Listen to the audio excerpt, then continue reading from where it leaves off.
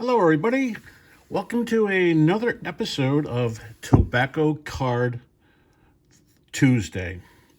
I went into my box of tobacco cards and randomly pulled out three. And this is where I show you the cards and tell you a little bit about the player. I actually learn about the players as well for these Tobacco Card Tuesdays. So, I'm going to start off with two Hall of Famers and then a very much so non-Hall of Famer. And the first one we're going to start out with is John Montgomery Ward. This is an 1888 Allen and Ginter. A little beat up, but it's a very nice card, and I do love this card. I love this set. And that's the back of it. Listing all the people in the set. It was a multi-sport set called the World's Champion.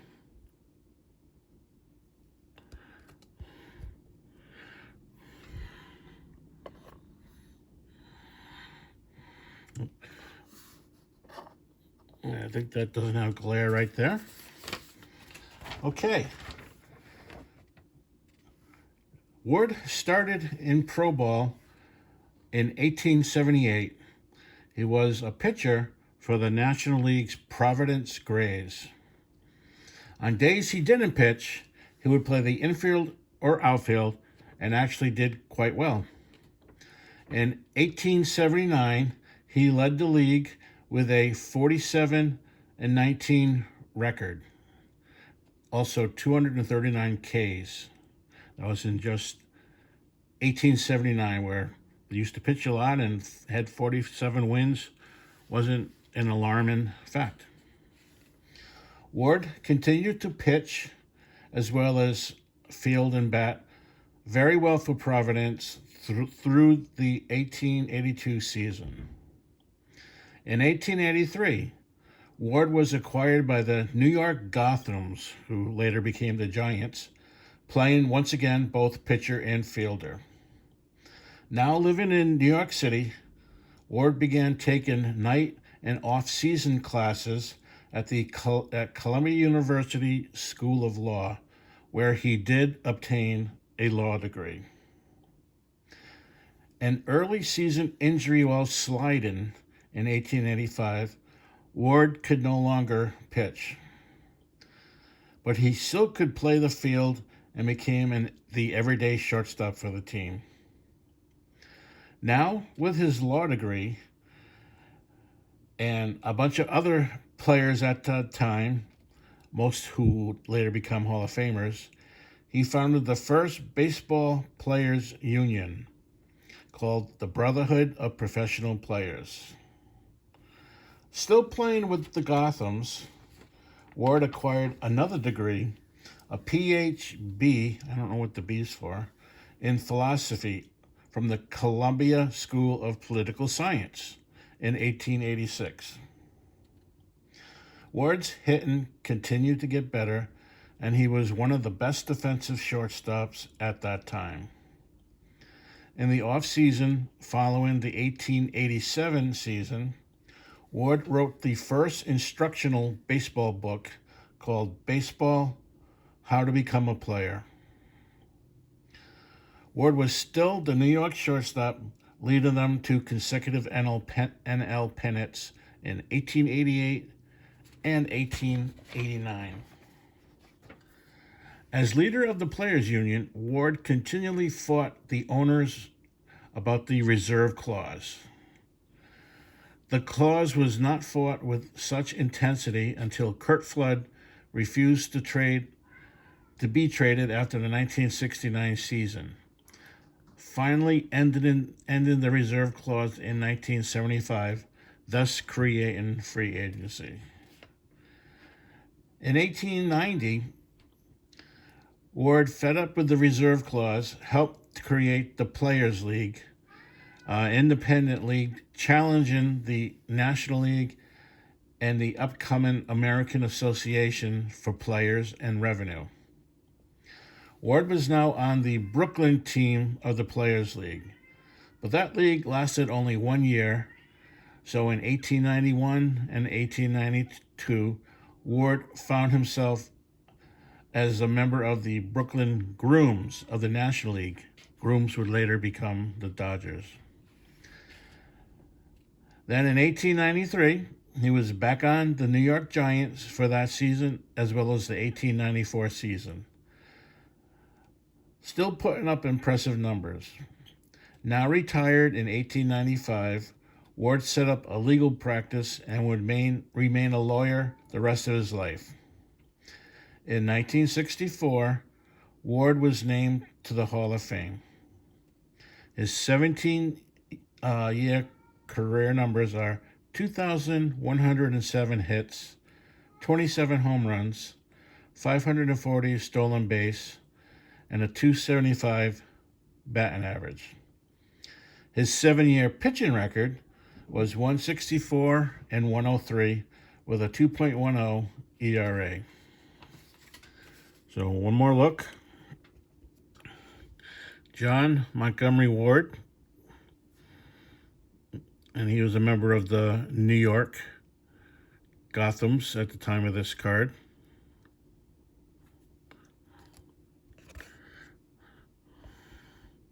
And the back of it. Okay, the second card, also a Hall of Famer, is the T205 Walter Johnson, 1911, the gold border set.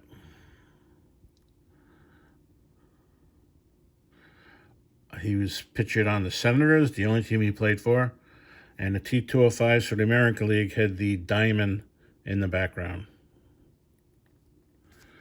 And this is the back. It came out of a pack of Sweet Caporal cigarettes. T205 is known for the little bio and statistics on the back. And it's my favorite set of any baseball cards.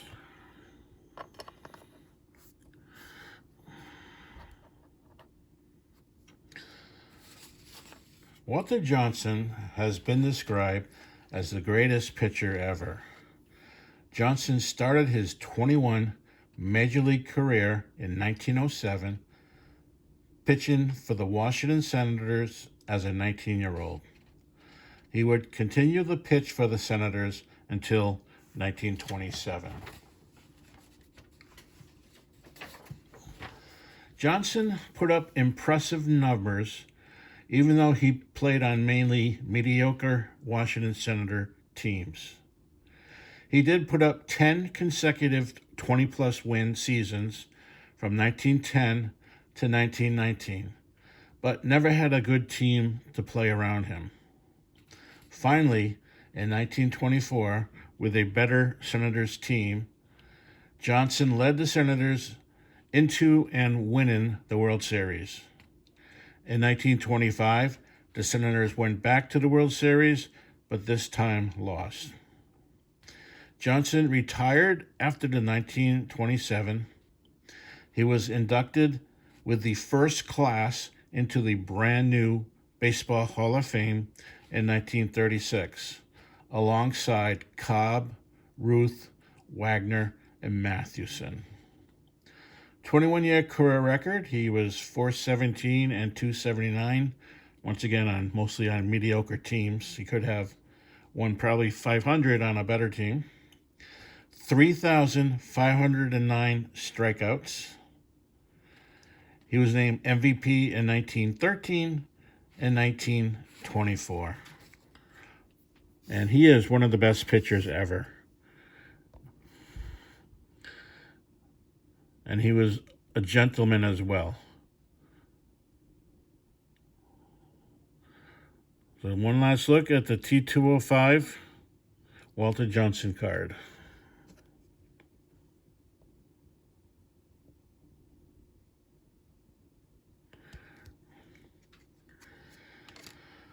Okay, now we're going to see the T206 Jim Pastorus. I think that's how you pronounce his name.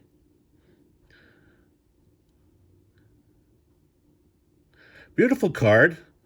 I love the old-time glove, the old-time hat, and the pastel-colored green grass and sky with a little bit of clouds. Very nice T206 card. And this came out of a Sweet Copperell cigarette box in 1909.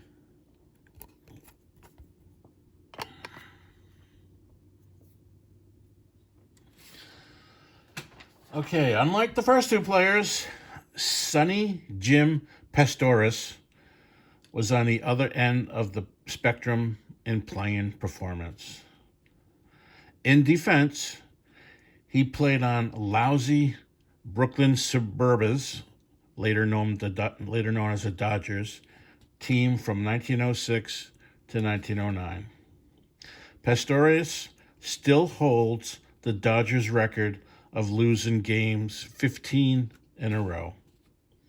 Almost beaten by Rick Honeycutt, but he was traded before he could lose 15 games. His 4-year record is 31-55 with a 3.12 ERA. So not anywhere near a Hall of Fame player, but still has a beautiful baseball card. And I knew much about the first two, but I knew nothing about Sonny Jim here. So I got to learn.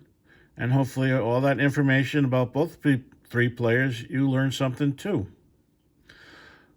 Well, thank you for this episode of Tobacco Card Tuesday.